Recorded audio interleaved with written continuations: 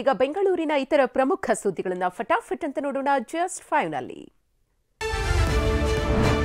Silicon ಸಿಟಿಯ ಕೆಲ ಖಾಸಗಿ ಕಂಪನಿಗಳಿಗೆ ಐಟಿ ಶಾಕ್ ಕೊಟ್ಟಿದೆ.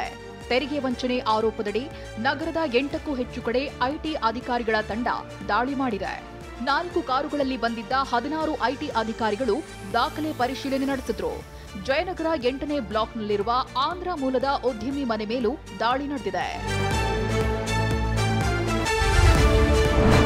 ಮೊಬೈಲ್ ಚಿನ್ನದ ಸರ ಕಸಿದು ಪರಾರಿಯಾಗುತ್ತಿದ್ದ 2 ಕಳ್ಳರನ್ನ ಪೊಲೀಸರು ಹಿಡಿದಿದ್ದಾರೆ. ವಿನೋದ್ ಮತ್ತು ಸ್ಟೀಫನ್ ರಾಜ್ ಬಂಧಿತರು. ಪೊಲೀಸರನ್ನ ನೋಡಿ ಬೈಕ್ನಲ್ಲಿ ಪರಾರಿಯಾಗ್ತಿದ್ರು. ಇಂದಿರಾನಗರ ಠಾಣೆ ಪೊಲೀಸರು 30 ನಿಮಿಷ ಚೇಸ್ ಮಾಡಿದ್ರು. ಈ ವೇಳೆ ಕೈಯಲ್ಲಿದ್ದ ಚಾಕುವಿನಿಂದ 2 ಪೊಲೀಸರ ಮೇಲೆ ಹಲ್ಲೆಗೆ ಯತ್ನಿಸಿದ್ರು. ಅಲ್ಲಿ ಆಗ ಸರ್ಚ್ ಮಾಡ್ತಿರ್ಬೇಕಾದ್ರೆ ಇಮಿಡಿಯೇಟ್ ಆಗಿ ಅವ್ರು ಯಾರೋ ಐಡೆಂಟಿಫೈ ಮಾಡ್ತಾ ವಿಸಿನಿಟಿಯಲ್ಲೇ ಇರ್ತಾರೆ. ಆಗ ಅವರಿಬ್ಬರನ್ನ ಇಮಿಡಿಯೇಟ್ ನಮ್ಮವ್ರು ಹಿಡ್ಕೊಳ್ತಾರೆ. ಹಿಡ್ಕೊಳ್ಳೋವಾಗ ಆ್ಯಕ್ಚುಲಿ ಚೇಸ್ ಮಾಡಿದ್ದಾರೆ. ಒಬ್ಬ ಸಿಗ್ತಾನೆ, ಒಬ್ಬ ಸಿಕ್ಕಿದ್ಮೇಲೆ ಚೇಸ್ ಮಾಡ್ತಾರೆ ವೆಹಿಕಲ್ ಜೊತೆಗೆ. ಇನ್ನೊಬ್ಬನ ಚೇಸ್ ಮಾಡೋಂಥ ಸಂದರ್ಭದಲ್ಲಿ ನಮ್ಮ ಬೀರಪ್ಪ ಅವರಿಗೆ ಕಾಲಿಗೆ ಇಂಜುರಿ ಆಗಿದೆ. ಪೊಲೀಸ್ ಇಲಾಖೆಯಲ್ಲಿ ಕಳ್ಳಾಟ ಆಡುತ್ತಿದ್ದ ಅಧಿಕಾರಿಗಳಿಗೆ ಸಿಟಿ ಪೊಲೀಸ್ ಕಮಿಷನರ್ ಶಾಕ್ ಕೊಟ್ಟಿದ್ದಾರೆ. ಟ್ರಾನ್ಸ್ಫರ್ ಆದ ದಿನವೇ ಅಧಿಕಾರಿಗಳು ಹೊಸ ಜಾಗಕ್ಕೆ ಹೋಗಿ ರಿಪೋರ್ಟ್ ಮಾಡ್ಕೋತಾ ಇದ್ರು. ಆದ್ರೆ ಅದು ಈಗ ಅಷ್ಟು ಸುಲಭವಲ್ಲ. ಆಯಾ ವಿಭಾಗದ ಡಿಸಿಪಿಯಿಂದ ಎನ್ಒಸಿ ಕಡ್ಡಾಯವಾಗಿ ಪಡೆಯಲೇಬೇಕು. ಉಲ್ಲಂಘಿಸಿದ್ರೆ ಸಂಬಳಕ್ಕೆ ಕತ್ತರಿ ಬೀಳಲಿದೆ ಅಂತ ಎಚ್ಚರಿಸಿದ್ದಾರೆ. ವರ್ಗಾವಣೆಯಾಗಿ ಹೋದಾಗ ಆತ ಬೇರೆ ಬೇರೆ ಯೂನಿಟ್ಗಳಿಂದ ಎನ್ಒಸಿಯನ್ನು ಪಡಿಬೇಕಾಗ್ತದೆ. ಅದಿಲ್ಲದೇ ಅವನಿಗೆ ಆತನಿಗೆ ನಾವು LPC ಅಂದರೆ ಲಾಸ್ಟ್ ಪೇ ಸರ್ಟಿಫಿಕೇಟನ್ನು ಕೊಡೋದಿಲ್ಲ. ಲಾಸ್ಟ್ ಪೇ ಸರ್ಟಿಫಿಕೇಟ್ ಕೊಡದೇ ಇದ್ದರೆ ಮುಂದೆ ಆತ ಬೇರೆ ಕಡೆ ಹೊಸ ಸ್ಥಳದಲ್ಲಿ ಎಲ್ಲಿ ಹೋಗಿರ್ತಾನೆ ಅಲ್ಲಿ ಆತನಿಗೆ ಸಂಬಳ ಸಿಗೋದಿಲ್ಲ.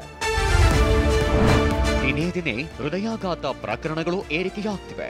ಹೃದಯಾಘಾತಕ್ಕೆ ತುತ್ತಾದ ವ್ಯಕ್ತಿಯನ್ನ ಕಾಪಾಡಲು ಆರೋಗ್ಯ ಇಲಾಖೆ ಮುಂದಾಗಿದೆ. ಹೃದಯಾಘಾತ ನಿಯಂತ್ರಣಕ್ಕೆ ಪುನೀತ್ ರಾಜ್ಕುಮಾರ್ ಹೃದಯ ಜ್ಯೋತಿ ಯೋಜನೆ ಜಾರಿಗೆ ಮುಂದಾಗಿದೆ. ನುರಿತ ತಜ್ಞರಿಂದ ಟೆಲಿಮಾನಿಟರಿಂಗ್ ಮೂಲಕ ಗೋಲ್ಡನ್ ಹವರ್ನಲ್ಲಿ ಚಿಕಿತ್ಸೆ ನೀಡುವ ಹೊಸ ಕಾನ್ಸೆಪ್ಟ್ ಇದಾಗಿದೆ. ಕ್ಯಾಬಿನೆಟ್ ಅನುಮತಿ ಬಳಿಕ ಯೋಜನೆಗೆ ಚಾಲನೆ ಸಿಗಲಿದೆ.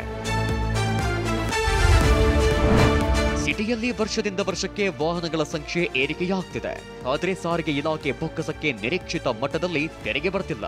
ಸರ್ಕಾರದಿಂದ ಸಾರಿಗೆ ಇಲಾಖೆಗೆ 12,000 ಕೋಟಿ ಟಾರ್ಗೆಟ್ ನೀಡಲಾಗಿದೆ. ಆದರೆ 9 ತಿಂಗಳಿನಲ್ಲಿ 8,063 ಕೋಟಿ ರೂಪಾಯಿ ಮಾತ್ರ ಸಂಗ್ರಹವಾಗಿದೆ. ರಾಜ್ಯ ಸೇರಿದಂತೆ ಬೆಂಗಳೂರಿನಲ್ಲಿ ಈ ವಾಹನ ಹೆಚ್ಚಾಗಿ ಖರೀದಿ ಮಾಡ್ತಿದ್ದು ಟಾರ್ಗೆಟ್ ರೀಚ್ ಆಗ್ತಿಲ್ಲ ಅಂತಿದ್ದಾರೆ ಅಧಿಕಾರಿಗಳು. ಪ್ರತಿ ವರ್ಷ ಬಹಳಷ್ಟು ಏರಿಕೆ ಆಗ್ತಾ ಬಂದಿದೆ. 2019-20ರಲ್ಲಿ ಕೇವಲ ಎಲೆಕ್ಟ್ರಿಕ್ ವೆಹಿಕಲ್ 6,774 ವೆಹಿಕಲ್ ಮಾತ್ರ ರನ್ನಿಂಗ್ ಆಗಿತ್ತು. ಆದರೆ ಮುಂದಿನ ವರ್ಷಕ್ಕೆ ಅದು 12,000 ಆಯಿತು, ಆಲ್ಮೋಸ್ಟ್ ಡಬಲ್ ಆಯಿತು. 2021-22 ತೊಗೊಂಡಾಗ 44,000 ವೆಹಿಕಲ್ಸ್ ಆಯಿತು, 4 ಪಟ್ಟು ಜಾಸ್ತಿ ಆಯಿತು.